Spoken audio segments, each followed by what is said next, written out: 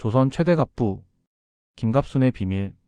지금 보이는 이 산속 묘하나 풍수를 공부하는 사람들이 전국에서 순례를 올 만큼 유명한 자리였습니다. 이 자리 하나로 노비로 태어난 아이가 대전 땅 40%를 손에 쥔 남자가 됩니다. 그 시작은 국밥 한 그릇이었습니다. 일부 주막집 여인의 담대한 거래. 때는 조선말 충남 공주 계룡면 작은 주막집 밀양박씨 아주머니가 혼자 국밥을 팔며 아들을 키우고 있었습니다. 아들 이름은 김갑순. 당시 12살. 어느 날 산에서 나무를 팔고 온 나무꾼이 국밥 한 그릇을 시켜놓고 연신 한숨을 쉽니다. 마음씨 좋은 박씨 아주머니 옆에 앉아 말을 겁니다. 어르신, 땅이 꺼지겠어요. 무슨 일이십니까? 처음엔 입을 꾹 다물던 나무꾼. 아주머니가 술 한 병을 따라주자 그제야 입을 엽니다. 몇 해 전에 길 가다 하룻밤 묵은 노인이 있었소. 그 노인이 떠나면서 나무꾼에게 귓속말로 알려줬다고 합니다. 쌀 2가마만 마련해서 부모님 묘를 이 자리로 옮기시오. 반드시 부자가 될 것이오. 하루 종일 나무를 해봤자 보리쌀 한 대 반을 버는 나무꾼. 쌀 2가마가 어디 하늘에서 떨어집니까? 나무꾼의 이야기를 들은 박씨 아주머니 잠시 침묵하더니 눈을 번쩍 뜨고 말합니다. 어르신, 제가 쌀 5가마를 드리겠습니다. 그 자리를 저에게 파시지요. 나무꾼은 술이 확 깼습니다. 박씨 아주머니는 약속대로 쌀 5가마를 건넸습니다. 산속 묘자리 공주시 계룡면 산 72번지. 그리고 그 자리에 남편 김현종의 시신을 이장했습니다. 풍수에서 말하는 금계포란형 황금 닭이 알을 품은 명당. 당대의 복이 터진다는 당대발복의 자리였습니다. 이게 사실일까요? 전설일까요? 결과를 먼저 말씀드리겠습니다. 이 묘를 쓴 후 국밥집 아들 김갑순이 소유한 땅은 공주 등 충청권에 막대했고 대전 땅 1011만 평, 대전 시내 전체 토지의 40%를 소유하게 되었습니다. 2부 요강을 품에 안은 소년. 그렇다고 김갑순이 명당 덕에 그냥 부자가 된 건 아닙니다. 그의 출발은 처참했습니다. 노비로 태어난 아이. 10대 초반부터 공주 가명 사또의 요강 청소 담당이었습니다. 하루 7번에서 8번 사또방에 드나들며 요강을 비우고 씻고 또 비우고. 그런데 이 소년 겨울이 되자 다른 생각을 합니다. 씻어낸 노쇠 요강을 자기 품 안에 안고 방으로 들어갑니다. 사또의 궁둥이가 차갑지 않도록. 단순히 청소부가 아니었습니다. 배려하는 사람이었습니다. 눈이 펑펑 내리는 새벽 사또가 불렀습니다. 갑순아, 들어와서 손 좀 녹여라. 아닙니다, 나으리. 이거 마저 쓸겠습니다. 이거 어디서 많이 들어본 이야기 아닌가요? 일본 전국시대 도요토미 히데요시가 오다 노부나가의 신발을 품에 넣어 따뜻하게 했다는 그 이야기와 판박이입니다. 역사 속에서 성공한 사람들의 패턴은 비슷합니다. 사또의 신임을 얻은 김갑순, 마침내 공주 가명의 아전이 됩니다. 노비에서 공무원으로 천민이 9급 공무원이 된 셈입니다. 3부 인복의 사나이.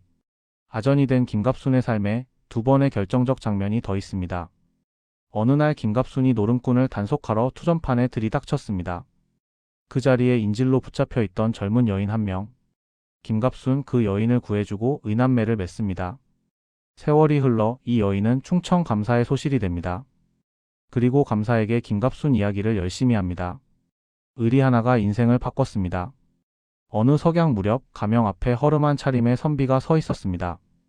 공주 목사의 어릴 적 친구라며 면회를 신청했는데 목사는 만나주지 않았습니다. 터벅터벅 돌아서는 선비. 김갑순이 다가가 사연을 묻습니다. 관연한 딸 혼수 비용을 좀 부탁하려 했는데 만나주지도 않으니. 김갑순 고민 없이 오늘날 가치로 400만원에서 500만원 정도 되는 돈을 건넵니다. 나중에 잘되면 갚으시오.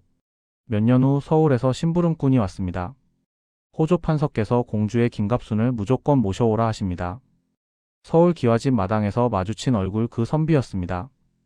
호조 판서가 된 그가 김갑순을 봉쇄관 세금 걷는 요직으로 끌어올립니다. 이후 충남 일대 여러 고을의 군수까지 역임했습니다. 4부 땅을 먹어치운 남자. 때는 1900년대 초. 일제가 경부선 철도를 놓는다는 정보가 돌았습니다. 노선이 대전을 통과한다. 당시 대전은 논밭과 구릉지대. 아무도 눈여겨보지 않던 땅이었습니다. 김갑순 이 정보를 일본으로부터 미리 입수합니다. 그리고 조용히 대전 땅을 쓸어담기 시작합니다. 경부선이 개통되고 대전이 신도시로 개발되면서 땅값이 수백 배 뜁니다. 1930년대 김갑순이 소유한 땅 1011만 평, 대전 땅 40%가 그의 것이었습니다. 한양에 갈 때 절반은 자기 땅, 절반은 남의 땅을 밟고 다녔다. 당시에 떠돌던 말입니다. 오부 빛과 그림자. 김갑순이 23살이던 1894년 공주에서 역사적인 전투가 벌어집니다. 우금치 전투. 동학군 1만 1천 명대 일본군과 관군 2,500명. 죽창과 쇠스랑으로 기관총에 맞선 동학군. 끝내 500명만 살아남고 모두 쓰러졌습니다. 김갑순은 이 학살을 눈으로 직접 목격했습니다. 그날 이후 그는 결심합니다. 시대가 바뀌었다. 일본에 붙어야 살아남는다. 그는 친일의 길을 걷습니다. 총독부 중추원 참의까지 오릅니다. 역사는 그를 두 가지 눈으로 봅니다. 소작인들에게 인간적으로 대했고 소작료도 적게 받았다는 이야기. 동시에 친일 협력자였다는 이야기. 부자가 되는 것과 어떤 부자가 되느냐는 다른 문제입니다. 육부 명당은 영원하지 않았다. 1961년 김갑순은 90세로 세상을 떠났습니다. 장례식에 수만 명이 몰렸고 만장을 실은 트럭이 줄을 이었습니다. 그런데 당대발복의 명당 아버지 김현종의 묘. 후손들은 결국 그 자리를 파묘합니다. 가족 묘역으로 이장하고 나자 원래 명당 자리엔 다른 사람의 가묘가 들어섰습니다. 김갑순의 묘도 파묘. 그를 기리려 세운 정자복락정 복과 즐거움이 돌아오기를 바라며 지은 건물. 돌보는 이 없이 폐가가 되더니 결국 무너졌습니다. 지금은 사가버린 목재와 돌담만 남았습니다. 노비로 태어나 조선 최대 부자가 된 남자. 그가 남긴 한마디가 있습니다. 민나 도로보데스? 일본어로 모두 다 도둑놈이다. 1011만 평의 땅을 가졌던 남자가 남긴 말치고 씁쓸하지 않습니까? 그리고 그 출발점이었던 명당은 이미 이 세상에 없습니다. 공술의 공수거.